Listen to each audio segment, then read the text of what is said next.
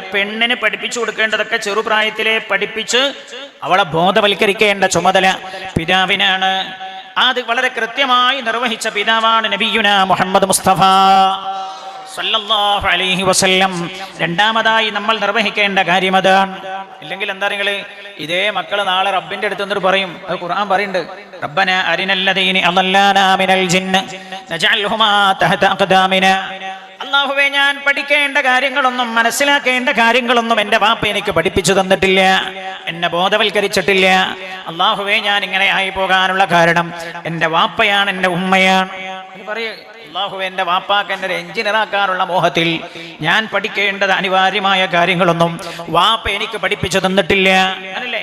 ഇന്നിപ്പോ LKG UKG കൊണ്ടുപോയി ചേർക്കുമ്പോൾ തന്നെ ചേർക്കണം എന്താ? നല്ല പ്രൊണൗൺസിയേഷനിലെ നല്ല ഇംഗ്ലീഷ് 10ാം ക്ലാസ് ആയിട്ട് കഴിയുമ്പോഴേക്ക് പറയാൻ പറ്റാവുന്ന സ്ഥാപനത്തിലാകണം കുട്ടികളെ കൊണ്ടുപോയി ചേർക്കുന്നതെന്ന് വാപ്പ തന്നെ തീരുമാനിക്കുകയാണ്.